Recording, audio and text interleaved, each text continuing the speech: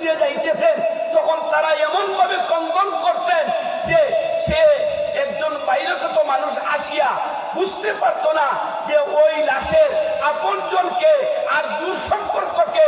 আজকে আমি শত শত মানুষকে কবর দিতেছি, শত শত মানুষ আপনার মৃত্যুবরণ করতেছে, কিন্তু আপনার আমার চিন্তা নাই, চেতনা নাই যে আমি মরতে হবে, এই দুনিয়া থেকে আমি চলে যেতে হবে, এই দুনিয়ার আমি থাকবো না। এই কথা আপনার আমার চিন্তা আছে? চিন্তা নাই। ও আল্লাহর গোলাম, প্রতিদিন আমি যখন গুনাহ করতেছি, অসংখ্য অগণিত গুনাহ করতেছি, কিন্তু কোন মানুষের চিন্তা নাই যে আমি আগামীকাল মরে যাব। আমি যখন মরে যাব তখন আমার গুনাহ তুলে নিয়ে যাইতে হবে, আমি ওই গুনাহের জন্য রব্বুল আলামিনের কাছে তওবা করতে হবে। একজন মানুষ তওবা করে না। فقلت استغفروا ربكم إنه كان غفارا يرسل السماء عليكم مدرارا ويمددكم بأموال وبنين ويجعل لكم جنات ويجعل لكم أنهارا قل يا عبادي الذين أسرفوا على أنفسهم لا تقنطوا من رحمة الله إن الله يغفر الذنوب جميعا إنه هو الغفور الرحيم।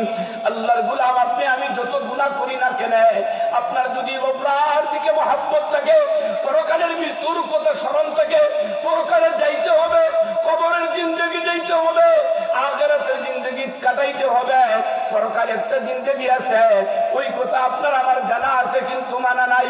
ওই কথাটা যদি মানা থাকতো তাহলে আমি যখন গুনাহ করব সাথে সাথে তওবা করলে আল্লাহ পাক রব্বুল আলামিন বলেন, কুল ইয়া ইবাদিয়াল্লাযীনা আসরাফু আলা আনফুসিহিম লা তাকনাতু মির রাহমাতিল্লাহ। আল্লাহর গোলাম রে, তুই যত গুনাহ করস না কেন, আমি রব্বুল আলামিনের কাছে যখন তওবা করবে, আমি রব্বুল আলামিন তোর জিন্দেগীর সমস্ত গুনাহকে মাফ করে দিয়ে দিব। ইয়াউমা লা ইয়ানফাউ মালুন ওয়ালা বানুন।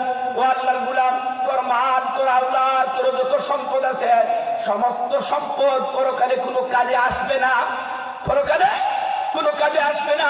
ওই আয়াতের তাফসীর আরেক আয়াত কি করতেছেন আল্লাহ, ইন্নামা আমওয়ালুকুম ওয়া আওলাদুকুম ফিতনা ওয়াল্লাহু ইনদাহু আজরুন আযীম। আল্লাহ পাক রব্বুল আলামিন বলেন, তোমার মাল এবং আওলাদ কোনো কাজে আসবে না। আল্লাহ পাক রব্বুল আলামিন বলেন, ওই মাল আওলাদ যদি সঠিকভাবে ব্যবহার করতে পারো, ওই মালটা যদি সঠিকভাবে ব্যবহার করতে পারো, আওলাদ যদি সঠিকভাবে আলিম উলামা বানাইতে পারো, সঠিক রাস্তা দিয়ে চিনে যাইতে পারো, তাহলে ওই মাল আর আওলাদ কিয়ামতের ময়দানে আপনার আমার জন্য নাজাতের উসিলা হয়ে যাবে।